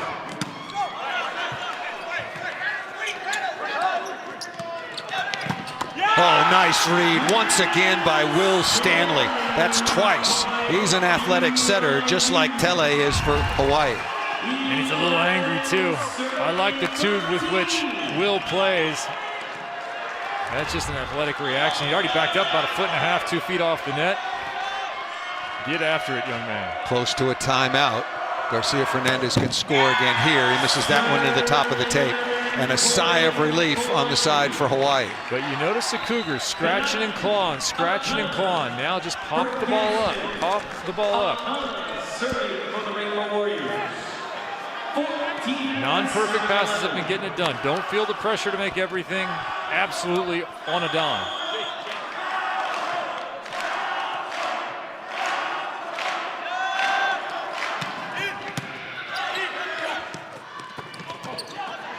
Break there out of the middle, a little bit of a paintbrush, and that ball put away by Gilberto Ferreira. Where did that ball get set from? Will Stanley set the middle, in that gap, from 9 feet off the net. Just flip it up. Get your feet to the ball, get your shoulders open if you have to, get the platform out there, attack the ball with your platform, keep it in the middle of the court. Get a quality swing every time through. That's BYU's best chance to get back in this match. Perfect pass. And on the back row, quick combination, Colton Cowell unloading. Early on, Kevin, he had to take a lot of very, very difficult swings. He's now got 7 kills on 21 attempts. Nice pass and swing by Colton Cowell. For Hawaii, they're passing the ball on the money, so they are in rhythm. BYU might cut the ball a few times if you have it. Serve some short balls, make everybody move. Right now, Hawaii's just backed up and taking big runs at everything. Gardini is roofed. Vos again, firstly at the offensive end and now doing it defensively with a stump. Yeah, Champions League block that time. Brazil and Norway teaming up. Against Italy. Excellent. We talked about Parapunov, soon to join his Bulgarian national team. Get ready for international competition. Davide Gardini will be doing the same. Headed to Rimini. Yeah, not a bad spot, and he hopes it's a stopover on the way to Tokyo. Yeah, it'll be a pretty hard bubble there for the VNL. All the matches to be played, men's and women's. A summer of volleyball coming for you for sure. That leading into Tokyo. Remember, we spoke with Colton Cowell earlier today, talked about how tight this team was and the competitive culture. Very easy pass. And almost dug that time by Garcia Fernandez, but that was a lollipop. Yeah, net violation anyway. Would not have mattered had he popped that one up. Yep. You're running out of time, BYU.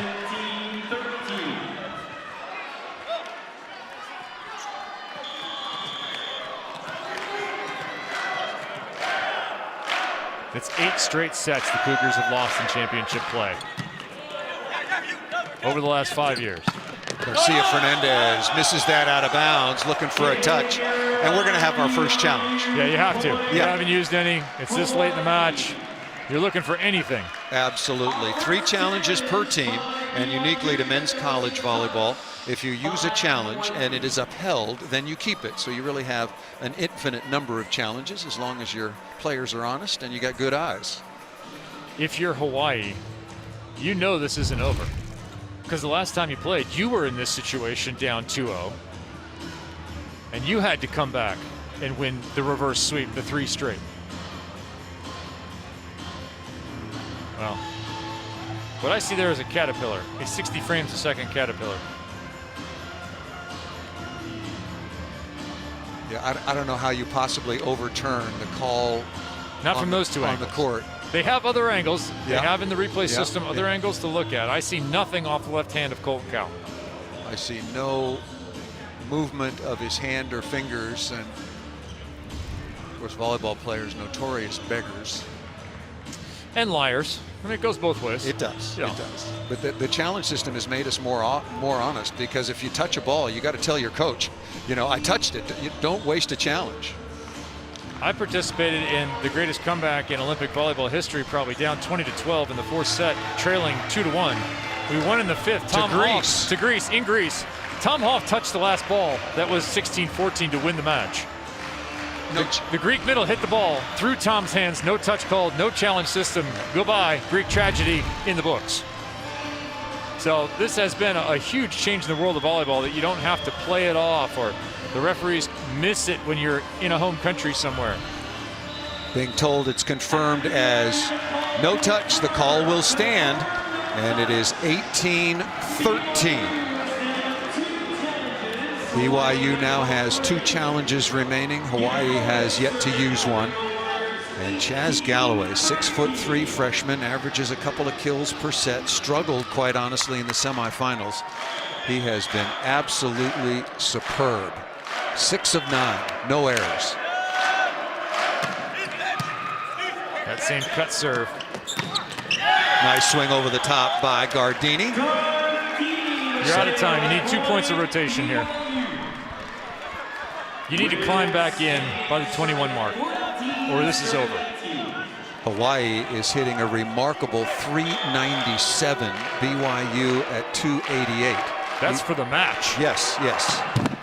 Hawaii's hitting 474 in this set alone. I was getting to that. I mean, they were torrid. They are red hot through the first couple of sets. They are white hot here in the third, looking to close this out in a sweep and take the national championship trophy back to Hawaii.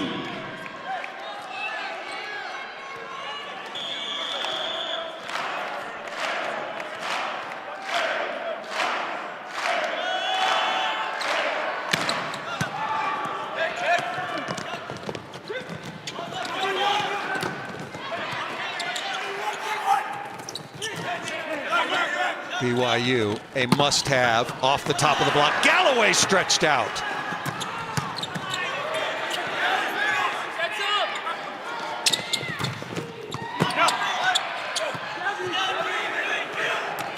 Fernandez going off speed. Parapunov all over that. Up into the block. Colton Cowell was in a very tough spot. Couldn't get his feet to the ball. It's not the right choice. Right, exactly. It's not the right choice. I understand the choice, but you have to go long distance again. And that's probably in the scouting report. How many long distance sets from 30 feet have we seen to the back? We have not.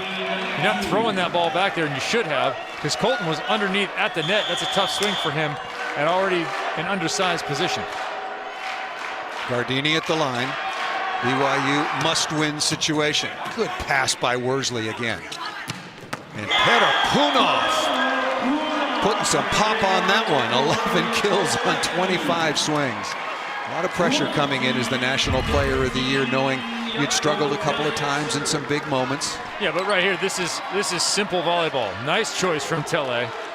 You have your guy right in front of you. He's having a good night. Leave it for him. Against 3 big blockers in blue. Eschenberg having to take a tough swing. Parapunov missed that just out of bounds, asking for a touch.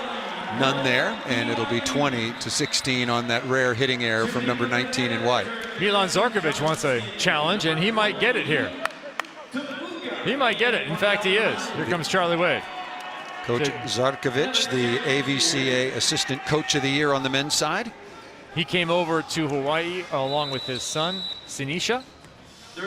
Played for the team for a long time, for his college career, and now getting up at 2:30 a.m. to work on Wall Street before he goes to his job at Deloitte & Touche in the afternoon.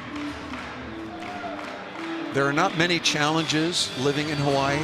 It's magnificent, it's paradise, but being a stockbroker in the islands is a tough one. Working third shift.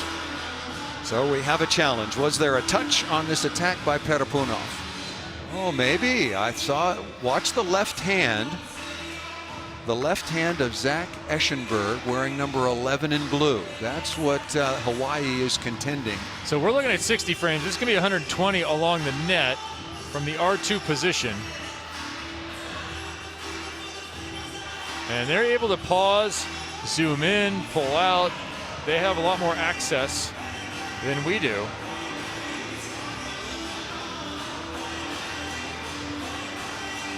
Was called out of bounds. Hawaii is challenging the touch. Hawaii is still leading 2-0, 20-16. And Bill Forrester in the replay booth. Brian Hemmelgarn and the aforementioned Bill Forrester officiating this match. Boy, Hawaii has been so exceptional all night long. Won the opening set 25-21 in spite of the fact that they didn't serve very efficiently. And in the second set, they were really never challenged. They led it 12-8, went out to a big lead, and closed out BYU 25-19. Here in the third, a must-win situation for BYU. Hawaii got out to an 8-4 lead, 12-6. And we're getting word from the scorers table that there is a net violation. They have combined now, when you challenge touch, you can also look at net violation as well. So ruled that Eschenberg was into the net. So the call is reversed. 21-15, Kevin Barnett. And the call being explained by the second referee to head coach Sean Olmstead. Yeah, this is over. The legendary Chick Hearn putting this volleyball match in the refrigerator. Wow, what a performance by BYU. It would take a miracle. It would take an Athens-like miracle for BYU to come back in this one. I was expecting to be here for a long time. I was expecting 29-27, 28-26, 25-23 in either direction, but you have to give Hawaii all the credit in the world. They're hitting 375, 100 points higher than BYU. 9 service aces to only 2 so far for Sean Olmstead and the Cougars. And remember, they missed those 5 serves in the first set. They weren't getting a return on it.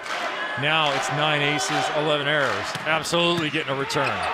Nearly 10. Look at that. The wheels have completely come off. And going to be a timeout called by Sean Olmstead. You got to really feel for BYU. Obviously, yeah, they're an exceptional team, no doubt about it, but Hawaii has dominated the Cougars on this night.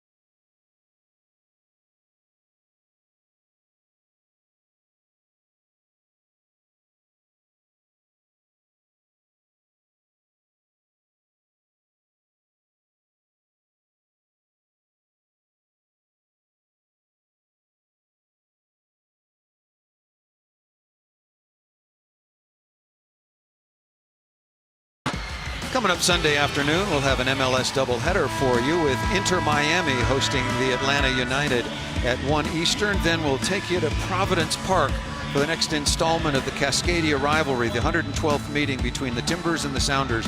Both games are on ABC, ESPN Deportes, and the ESPN app. And for all you soccer fans, check out ESPN FC on ESPN Plus every day. 22-15. Wow. Another ace. An absolutely dominant performance by the Rainbow Warriors.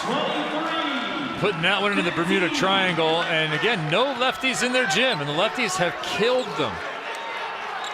Jakob with 4 aces, Parapunov with 3 aces.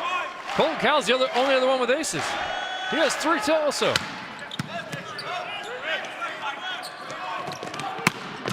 Garcia Fernandez kept alive by Worsley.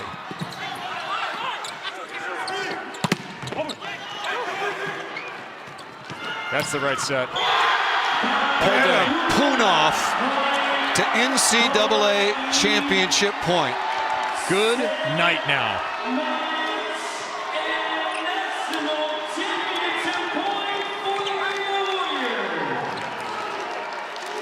It'll be the first championship for head coach Charlie Wade. Was in the finals in 2019.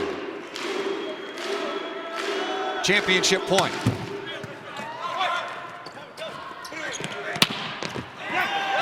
Garcia Fernandez, number 5, says not yet with his 12th kill. I'm going to Rado. He's on the left. You're in row 1. Send him out with a bang. Exactly. Closing out his career, the National Player of the Year, 3-time All-American for Hawaii. Or Colton. He's been there 6 years. He's on the right. There's not a bad choice in the front row. For the championship. Off the edge of the block and down, and Hawaii has won it.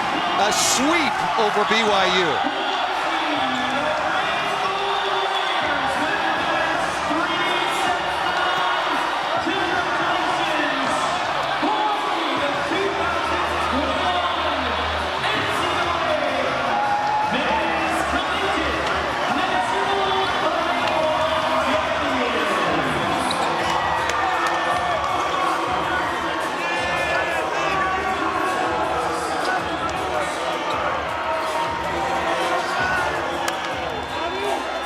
I thought coming in, BYU had the slight advantage. I thought we were in for an outstanding match. Instead, what we got was full throttle Hawaii. If Rado Parapunov played well, it was going to be Hawaii's match to lose. Well, he was exceptional. 357, 3 aces, 2 blocks, 13 kills, worthy of a national title. Just a tremendous, tremendous performance for Hawaii. They win the national championship here in Columbus. You got a feel for BYU. You want to play your best when your best is required, and Hawaii was just too much for them, particularly on this occasion. I agree with you, Kevin. I had BYU with a very, very slight advantage, but Hawaii just took them out. 3 straight sets made it look easy. Lefty service. 7 aces from the pair of lefties, Jakob Tele and Rado Parapunov. They do not have that level of lefty in the MPSF. Grand Canyon University has a lefty. That's it. There are no more. They had not seen that level of service. They knew it. They had not seen it, certainly from a lefty. Championship point once again. The gas man off the edge of the block, and the celebration is on. 25-21, 25-19, 25-16. Dominant performance by Hawaii.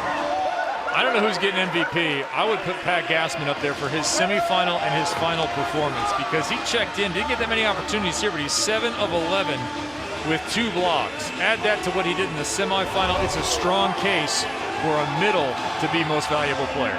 Congratulations once again to the University of Hawaii, our national champions for 2021 in men's volleyball. We'll step aside momentarily. We'll be back with a trophy presentation and to talk to some of the Rainbow Warriors. They are now the champions.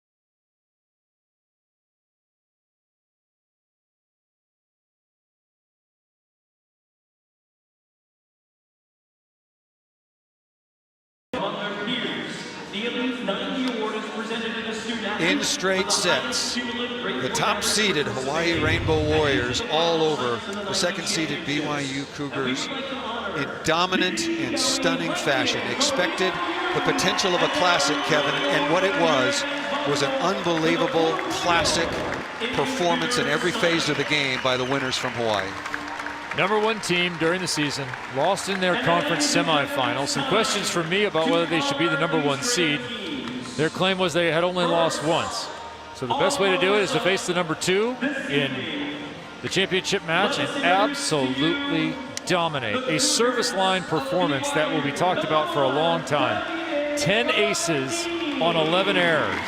What's even more, that's about 9 aces on 6 errors, because remember they were 1 ace on 5 early on and then absolutely went off with a variety of people from the service line, but mostly they're lefties. Rado Parapunov, who picks up MVP honors for head coach Charlie Wade, and also their setter, Jakob Tele.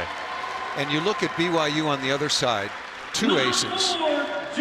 But you got to think about how great, not good, and I don't use that word hardly ever, how great Cal, Galloway, and Worsley were in receive. BYU was trying to put pressure on Hawaii, but those 3 receivers were just outstanding all night long, and they dominated BYU in the serve and receive phase, and then everything builds off of that. Yeah, and Chaz Galloway. Here's a kid who played last year, but he's back again this year. Sophomore season effectively 6 of 9, 667, no errors, no blocks, and dug 5 balls, got a big stuff block, and he was served a number of balls up to the task. And really good defensively playing center field in area in 6. And Guilherme Vos, 6 of 9. The gas man, Patrick Gassman, in his final match for Hawaii, 7 of 11. Over the last 4 matches, Gassman has hit just under 580. UC Irvine, and a grip of blocks too. UC San Diego, UCSB, and now here in the championship match. You think he draws some attention? Well, here's the bottom line. If you win a match like this against a team like BYU, everyone played well. And that's the case. A lot of good performances for Hawaii, great performances by Hawaii to deliver this championship. And what can't be overlooked, Kevin, is how good BYU is. They did not play well tonight, but I think that was all about the Rainbow Warriors, how exceptional they were in every phase of the game, and obviously a very disappointed Sean Olmstead, looking for the first championship since 2004 for BYU. They'll finish the season at 20-4, but Hawaii was just that good. Yeah, they were the best team in the best conference this year. Yeah. The MPSF, fine, but it wasn't the dominant conference. I think Big West was better top to bottom, and Hawaii had been quite dominant until that semifinal fluke against UC San Diego, who is a quality team. Rado Parapunov, 13 kills on 28 swings, 3 aces, 7 digs, a couple of blocks. He was chosen the championship's most outstanding player. Congratulations to him, and putting a crowning moment on a magnificent career. 3-time All-American for Hawaii. There's the second place trophy being awarded to Will Stanley, the outstanding senior graduate setter for BYU. BYU's getting sick of those. Yeah. Third time. Yeah. 16, 17, 16, 17, and 21, and all 3 of them were 3-sets-to-none sweeps. And all 3 of them featured passing problems for the Cougars. And going back to Ohio State dominated the serve and receive battle in those championships in 16, 17. Scherzen and Johnson. Yeah. Don't forget Yeah. Miles Johnson. He was Miles also Johnson. ripping from the service line. Yeah. That team offered a lot of heat. Blake Leeson on that group. He was in stadium tonight to watch this championship match. Hawaii really did a number on it from the service line, but also, as you mentioned, in their own reception. And they put away every ball they had to. You get a free ball to Hawaii, they were putting it away. Soft touch turns. I was totally impressed with the performance of the Rainbow Warriors.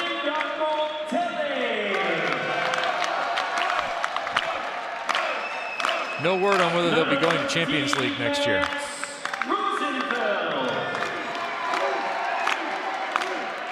Individual awards now being passed out to the champions. Jakob Telle, the 6'6" sophomore from Norway, had a little bit of a little off patch, but we're really nitpicking, right? He was playing with it because they had a huge lead in the second set. So he was trying to do a couple things. Exactly. That was about the only moment in the semis or the finals where he wasn't making excellent choices, turning on some balls himself, locating it well. A fine performance by Jakob.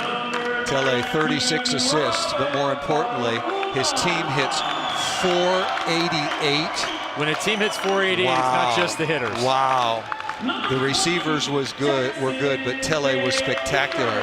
And as you pointed out, the left-handed servers, you look at Telle, he had 4 aces. Rado Parapunov had 3. Just not overstating the case how nearly flawless Hawaii was. And that they would have to be that good in order to beat a quality team like BYU so handily. Colton Cal, his long career finally comes to an end. What's next in store? What a performance he had. Wonderful performance in a losing effort in 2019, and now he goes back to Maui. Not a bad place to go home to. Goes back to Maui with a national championship trophy. Future in volleyball for that young man. Absolutely. Superbly talented, smart young man.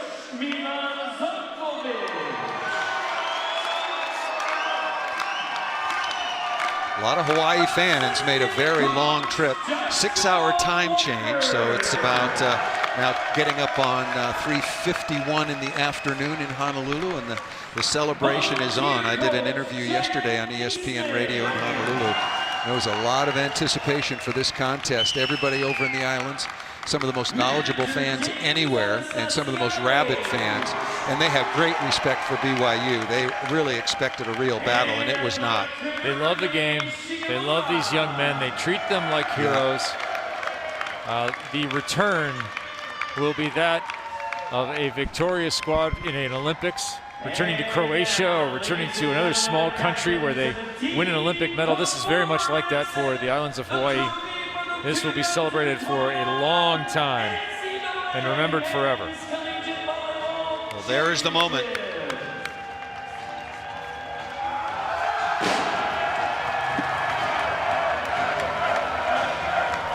Two outstanding teams battling for the ultimate prize in NCAA men's college volleyball. And Hawaii will be taking it back to the islands, and they left no doubt whatsoever. 3-0 over BYU. We'll be back to talk to the tournament MVP, Rado Parapunov, after this short timeout.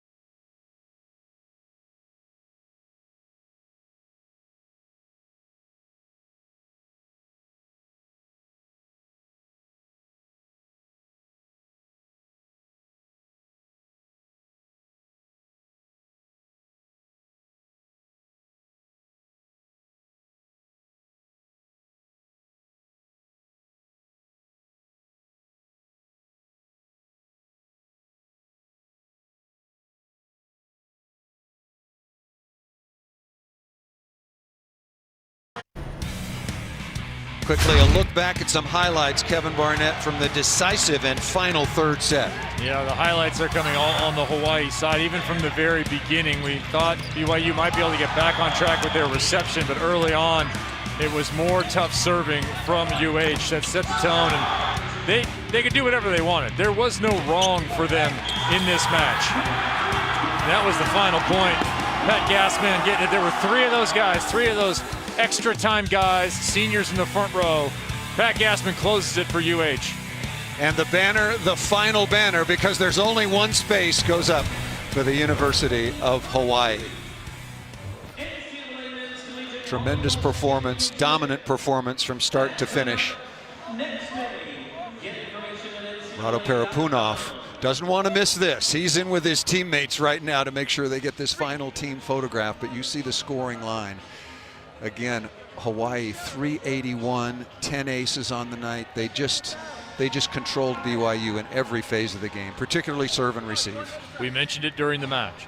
This wasn't a case of a team with self-inflicted wounds. Right. This was a case of a team inflicting wounds on their opponent early, consistently, and throughout the match. That is what this UH squad did. They took this championship. Absolutely. Took it in every sense of the word, every phase of the game. Gabby Garcia Fernandez closes out his remarkable career with 12 kills on 28 swings. Those numbers tell the entire story. Just a wonderful performance in every phase of the game. Controlled, if not dominated, by Hawaii. 10 aces in 3 sets. Yep. Done. And only 2 for BYU. And as we talked about, look at the receivers. And Chaz Galloway was tremendous. Gage Worsley, one of the top liberos in the last decade, at least for Hawaii. And then the other receiver as well, just doing a wonderful job, Colton Cal. We said coming into this match, it was about the serve and pass. It proved true. It's not a complicated game in many cases. Joining us now down courtside after taking a much desired photograph with his teammates, Rado Paraponov. Rado, first of all, congratulations, wonderful performance. Talk to us about the matchup against BYU. Did you expect it to be this dominant a performance over such a quality opponent? I wouldn't say it was a dominant performance. I would say those teams are on extremely high level, and the volleyball that's always on the court is just unmatchable. We studied them very well. We changed everything that we've been doing over the season so we can compete. We know that they analyze us, we analyze them, and we just gave them the respect. I think that's why the biggest reason that we end up winners is because we respected that team over the years. We knew that if we don't play better than our best, they'll beat us. Huge respect to Gabi, Davide, Philip, all the senior, Will. Yeah. Rado, your last 2 matches not statistically up to your standard. Coming into this match, where was your mindset in getting your offense going? Do you see that?